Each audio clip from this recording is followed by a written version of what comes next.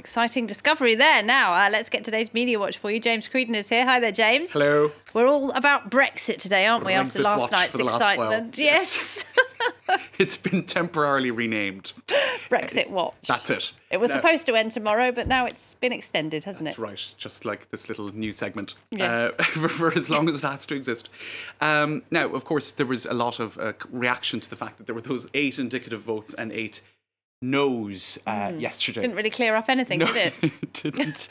So the front page of The Guardian sort of summed that up quite well. And a little bit of Amy Winehouse was brought into the mix in some of the tweets. They tried to make Brexit go to rehab, but no. Very nice. So it's sort of an adapted, lengthened version of the lyrics. And to stay with Britpop, the Irish border there, that one of the kind of satirical Twitter accounts that's getting a lot of traction, they're going to have to finally choose between Blur and Oasis, aren't they? There's also been a lot of Beatles lyrics and stuff like that in the last while. Now, I'm always a little bit nervous about the levity that there is on social media around a very serious issue, but it's, I suppose, just I think it's a case another of perspective. Laughing so you don't cry. That's right. That's right. Now, of course, Theresa May's attempts to rally support for her deal, and in so doing, offering her own sort of offering herself up. That's as a it. Sacrifice. Falling on her sword. That got a lot of comments. So if I understand the situation, Theresa May doesn't have enough support to resign successfully. And Nailed it, Liam. That's right. And I quite liked the poke satirical media. Theresa May throws herself under a bus and misses. But it has, I have to say, the kind of the ins and outs and the absolute kind of incomprehensible twists and turns of Brexit have led to it goes on and on quite and on, brilliant doesn't it? satire online, because really, as you said, Somebody kept count of all the votes we've had in Parliament. probably not. There might be a counter someone somewhere. Now, then there's Boris Johnson, of course, would like to step into Theresa May's shoes. Perhaps not the ones that the leopard skin ones, that but would be an odd look, figuratively speaking. Now, he has his column in the Telegraph. And within 24 hours, a lot had changed, because this was if we vote for the Prime Minister's lamentable withdrawal agreement, we are skewered. 24 hours later.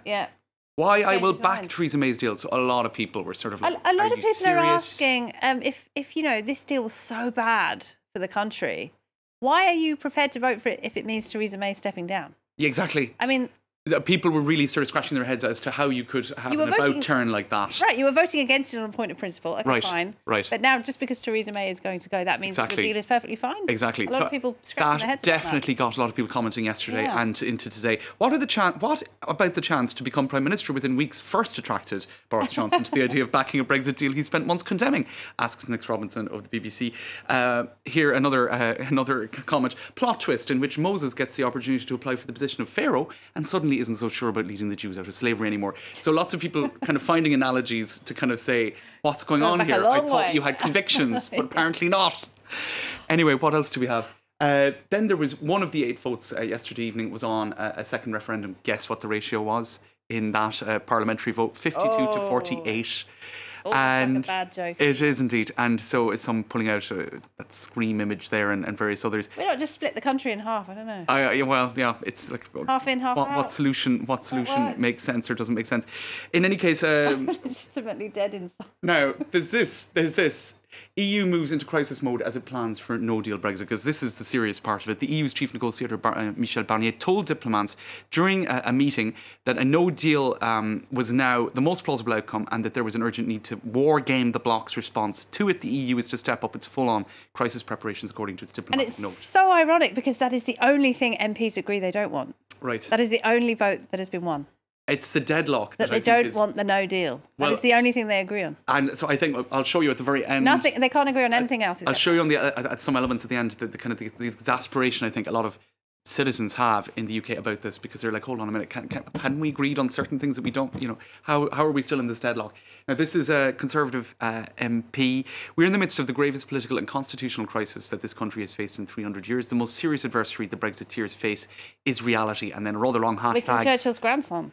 There you go. And a rather long hashtag, all sides must now come together in the national interest and national unity, except, of course, that isn't happening. Now, there are some last-ditch appeals for Article 50, in other words, to abandon Brexit. This is Paul Dreschler of the Confederation of British Industry. We've jumped out of an aeroplane, clock's ticking, there's a parachute and only one ripcord, and that's Article 50. Can we please get some... Metaphor. Indeed. A message to everyone who's not a Tory: the next MP will be a Brexiter, whoever it will be negotiating Brexit on behalf of the Tory party, and will be doing so. In other words, it's going to be an even smaller percentage of the population represented by the next Prime Minister.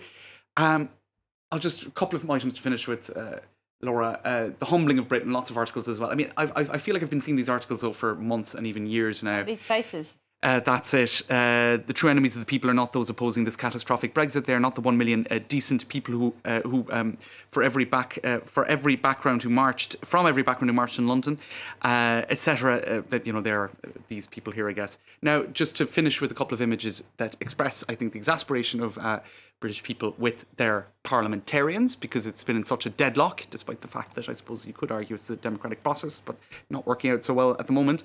The Brexit betrayal, House of Treason and Traitors. Oh dear. Images like that going around social media. I think for people who aren't obliged, as such as journalists or politicians, to follow the ins and outs of it, there is just a lot of exasperation. That's just the final image. All of Parliament, ma'am? Yes, 007. The whole bloody lot. Oh, wow. Excellent. James, thank you very much indeed. James Creedon there with Brexit Watch.